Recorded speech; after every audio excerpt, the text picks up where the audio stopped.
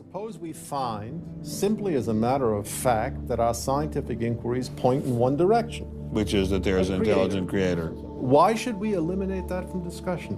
Streng verboten? How come? Why? Streng verboten.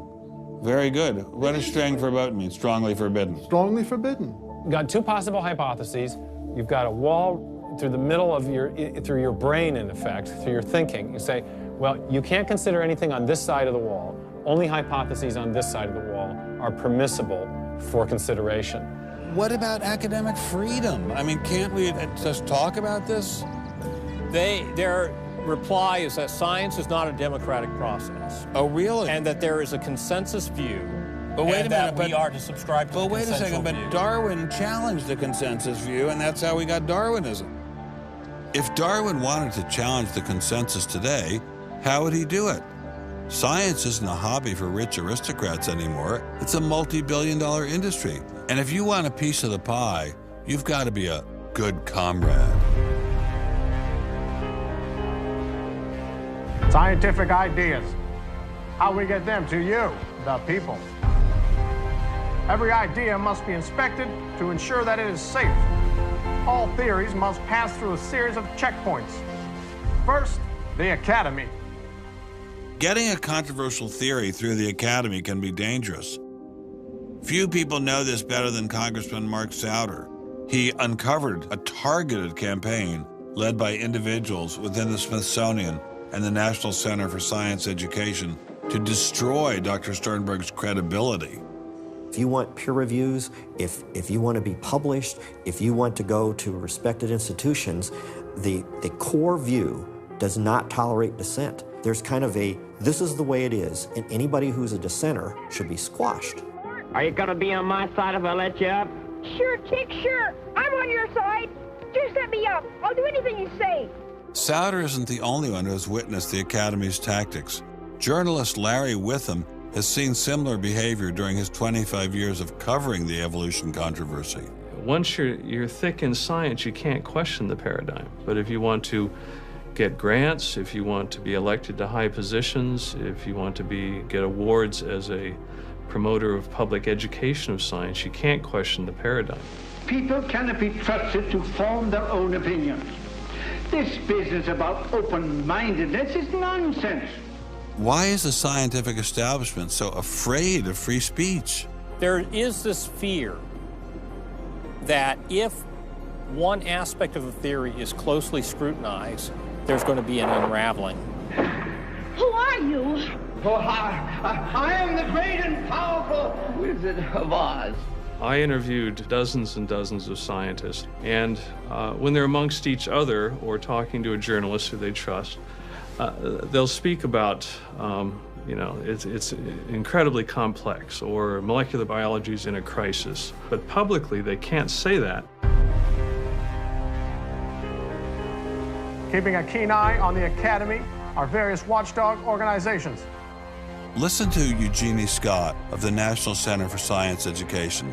The NCSE has been at the heart of virtually every evolution controversy over the past 25 years, vigorously defending the Darwinian gospel. We have had a lot of business, unfortunately, at NCSE in the last few years, because virtually every state in which science education standards has come up for consideration has had a big fight about the coverage of evolution in them.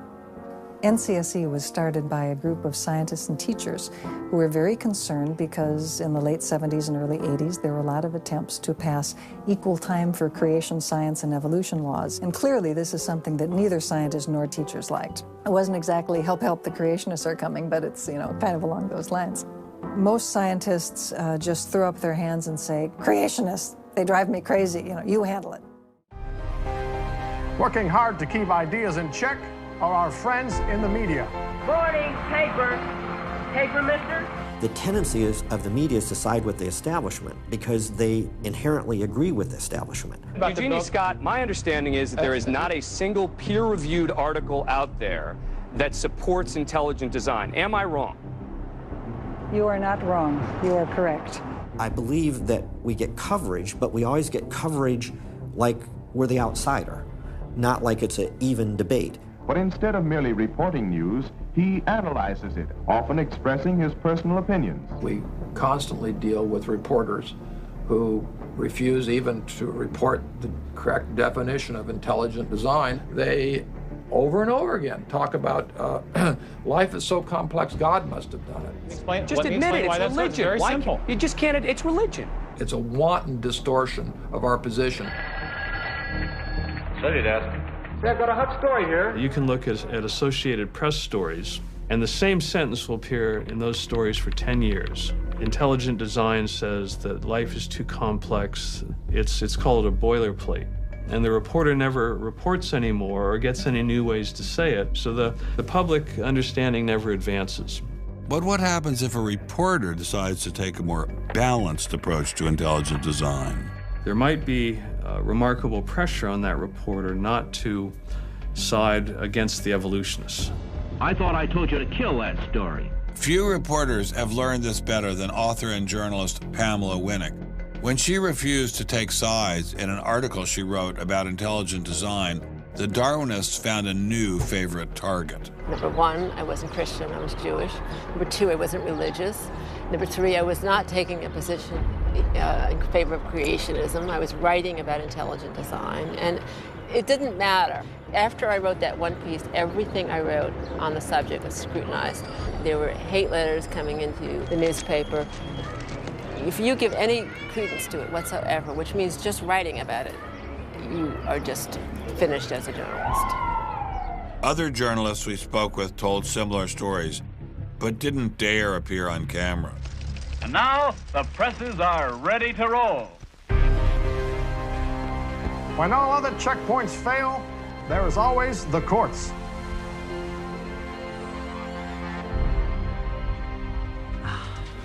We have spent an enormous amount of time trying to prove to the court what everybody already knows, that intelligent design is a particular religious belief.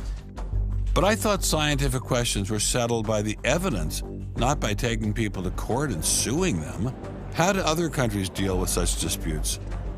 Dr. Marcy Giertuk, a population geneticist who now represents Poland in the European Parliament, was able to shed some light on this topic. The censorship of teaching criticism of evolution is and always was much stronger in, say, in your country, in the United States, than it ever was in Poland. Why?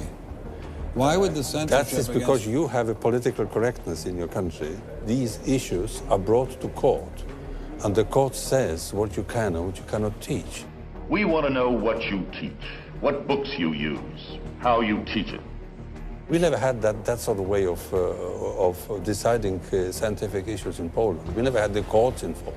So you are saying that as far as the teaching of science is concerned, Poland is freer academically than the United States? I think in this particular issue of evolution, I think this is true. But how effective are the courts in deciding such matters?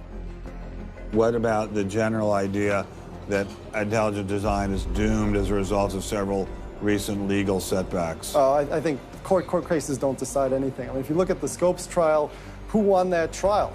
It wasn't the evolutionists. I mean, it was the Tennessee law was upheld, barring evolution.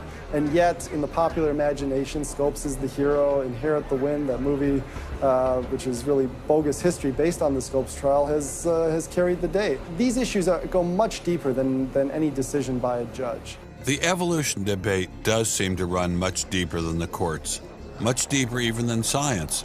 To generate this level of hostility, ID must threaten something at the very core of the Darwinian establishment. The entire globe is today the site of a momentous conflict. It is the challenge of ideas.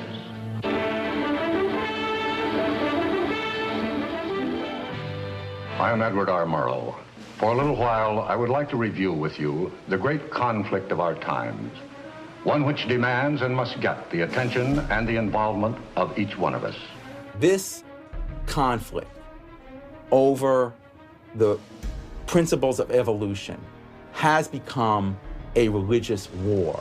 It really is no longer about scientific investigation. It is total competition with an antagonist who is putting into it everything within his capability The situation has reached a point where many of evolution's top apologists have switched from defending Darwinism to attacking religion in what they see as a bid to stamp out intelligent design at the source.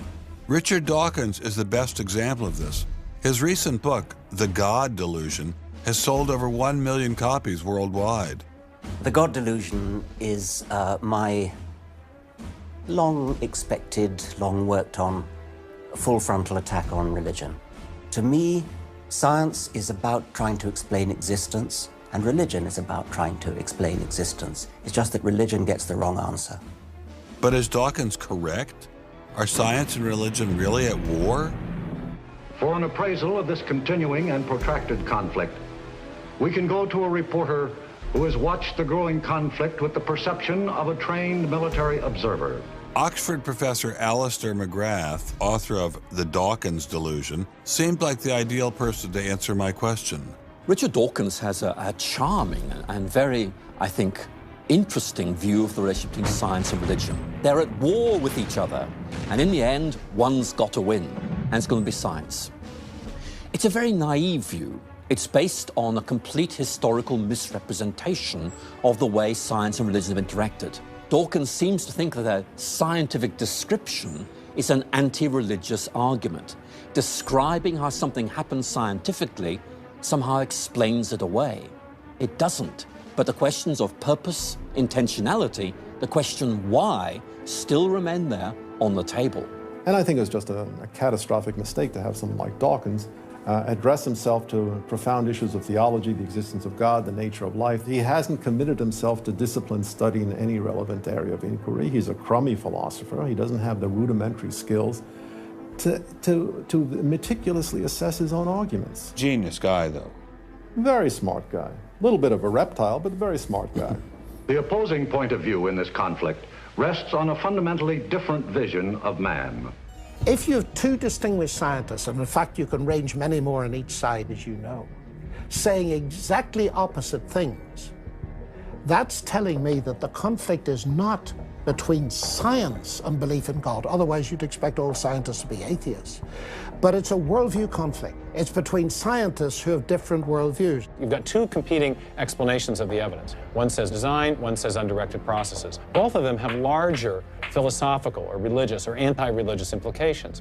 So you can't say that one of those two theories is scientific and the other is unscientific simply because they have implications. Both have implications. People who tell you, for example, that science tells you all you need to know about the world, or that science tells you that religion is all wrong, or science tells you there is no God, those people aren't telling you scientific things. They are saying metaphysical things, and they have to defend their positions for metaphysical reasons. What is being presented to the public is, first comes the science, and then comes the worldview. I would want to argue that that may not be the case, that it may actually be the other way around, that the worldview comes first and is influencing the interpretation of science. My deep regret is some people are so deeply entrenched in their own worldviews that they will simply not countenance alternatives. I'm actually a person of the left, and not even a particularly religious person. I think of myself as kind of humanist. And I think it's sending a very bad message to religious people who are interested in science, that in some sense, in order to do science credibly, they have to leave their religious beliefs at the door. The founders of early modern science, Sir Isaac Newton, Robert Boyle, Johannes Kepler, Galileo, most of these early scientists all not only believed in God, but they thought their belief in God actually made it easier to do science. You can be religiously motivated and you can do good science. And they have more often gone together than not gone together. Admitting our biases is the best way towards rational discussion, which I would welcome. Rational debate is a nice thought, but it's nearly impossible in the current climate. I'd seen the chilling effect that this unquestioning devotion to Darwinism has had on science.